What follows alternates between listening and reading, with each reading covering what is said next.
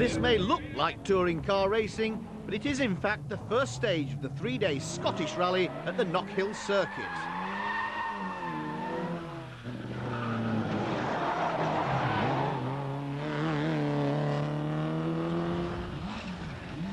Malcolm Wilson was hoping his run of bad luck had come to an end. Mind you, his rally very nearly ended here.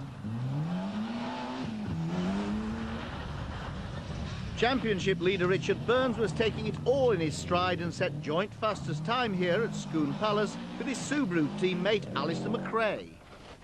Flat left, 50, flat right, 70, flat left, 50 care, easy left through gate, into, easy right minus. David Llewellyn was hoping to bounce his Astra back to form after his retirement on the Pirelli. Caution, crest and right 9, left 10. Jonny Milner and David Orrick in the Shell Scholarship car were hoping for a good finish in Scotland. They lay an excellent 7th at the end of day right 1. 5 into left 5, 50, 200. Steve Bennett went off on the first bend of the Pirelli International. Obviously it's habit forming. Next morning the rally headed past Loch Achray towards the west of Scotland and the first forest stage. Wilson, a previous winner of the event, was in confident mood. The Scottish has always been his favourite rally, but the next few minutes might help to make him change his mind. Wilson's bad luck from the 2 earlier rounds had travelled to Scotland. The Escort just ground to a halt.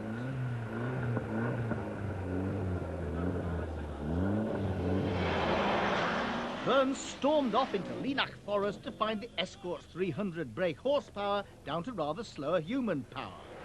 Although this substantially reduced the pressure on young Richard, he claimed to be genuinely sorry that the promised duel was being decided so early in the day. He could now relax though, knowing his main opposition was teammate Alister McRae, with David Senior pointing the way forward, passing the stricken Escort on their way. Wilson eventually got out of the stage, but was totally distraught.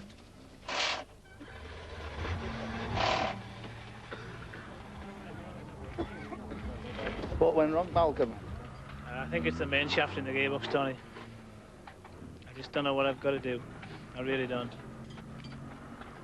2 miles into the stage, changed up a gear, no drive. Devastated. Malcolm wasn't alone in suffering problems on the opening stage. Shell Jonny to Shell Mobile 1, Shell Jonny to Shell Mobile 1, over. Go ahead, Shell Jonny. We are in the stage with approximately 1 mile to do. We think the turbo has gone, or the boost pressure has gone. Lots of oil out of the back. Water temperature 99, oil temperature 107. Making a welcome return to the event was the Rest and Be Thankful Hill. First used in 1949, it's now rather potholed.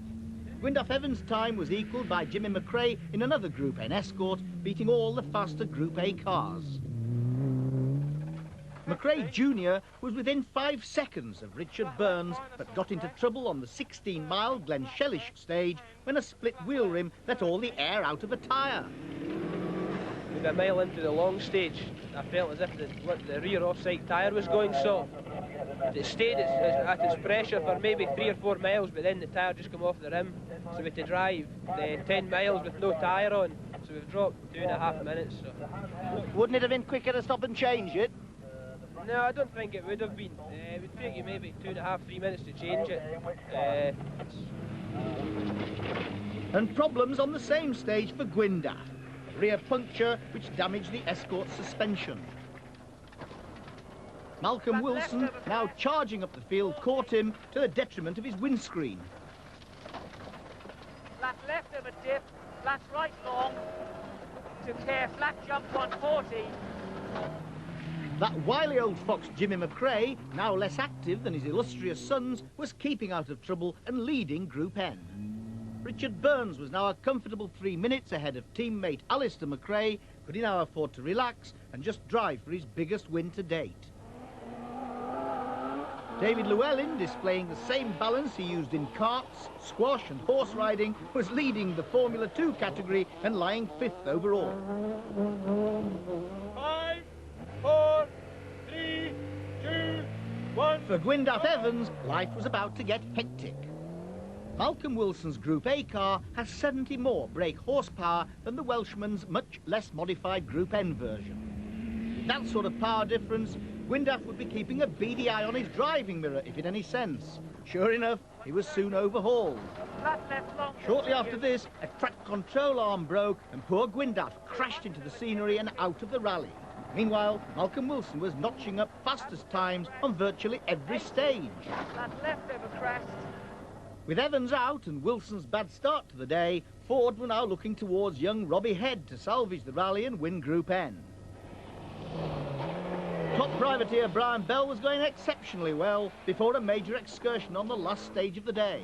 Well, you've made it to service, Brian. Do you think you'll be able to continue tomorrow? I don't think so. It looks a little bit too bad of a state. What, the handling? Yes, it's not quite straight on the handling, and I think it would be dangerous to continue. Although there was snow on the hills, a warm Sunday morning brought out the crowds to the forests north of Perth to see if Saturday's dramas would continue. The works Subarus seem unstoppable in this championship, and Richard Burns and his secret weapon, co-driver Robert Reed, who lives in these parts, drove beautifully, keeping the 300 brake horsepower well under control to preserve his lead. McRae Sr., 5 times British rally champion, was driving well before a broken joint on the steering put him out of the rally. Chris Birkbeck, in his privately entered Vauxhall, had pushed Llewellyn's works car since the start, but a mechanical failure sidelined him. Although they'd had to change a turbo on their Audi, Jonny Milner and David Orrick were having a good run in 5th place in the Shell Scholarship car. Malcolm Wilson, meanwhile, knew his second Scottish win had eluded him, but his performance was quite mesmerising. From a lowly 41st place, he'd clawed his way back to a position in the top 10 by the middle of Sunday morning. 2 privateers with something to smile about were Kevin Curran in 8th place, and 1 place above him, the happy Australian Paul Dias, who now lives in Lichfield. Peugeot's works entry was in the hands of Paul Franklin. He'd pushed the little 205 up into 6th.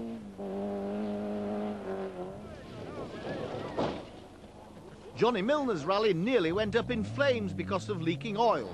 He kept going, lying a superb 5th. We've started again. It's misfiring, but we've started. Last stage turbo boost problems dropped Milner down to 9th, but gave him a grandstand seat. That was Malcolm just going off, getting past us. But Wilson managed to keep it together to finish 5th. A magnificent drive, but a big disappointment. David Llewellyn and Ian Grinrod had a remarkably trouble-free run to finish 4th overall and win the Formula 2 section in their works Astra. After 2 non-finishes on the trot, we're better than on home ground for a Group N win, and 3rd overall for Scott Robbie Head. Brendan Creeley's consistent driving had amassed enough points for him to lead the Lombard Junior Championship. And there was more. This is quite a good result. It's just a shopping car, so after 3 rounds now we find ourselves leading Group N overall. We're still leading Formula 2 in the championship as well. So it's been quite a tough event. We've had to fall back on the leaderboard overall a bit to make sure we got our class win, which is the most important. It's been a good event for us. But a last stage drama had tarnished Johnny's excellent drive. What happened on the last stage, Johnny? We were about a mile into it, and just a problem with the turbo, and the engine cut out and wouldn't start. The fortunate thing on the Audi is it's got like a get you home mode. They just pull 1 plug off the main airflow meter box, and it will run. Not very fast, but at least it got us out the stage. I think otherwise would have been still stuck in there now. Oh, that was a bit disappointing then, right at the end. I thought we'd have dropped a lot more places. We've only dropped to 9th, and 3rd in class we've dropped 1 more place, which is a bit of a shame because we thought we were going to get near Gwyndaf, but at least we got out.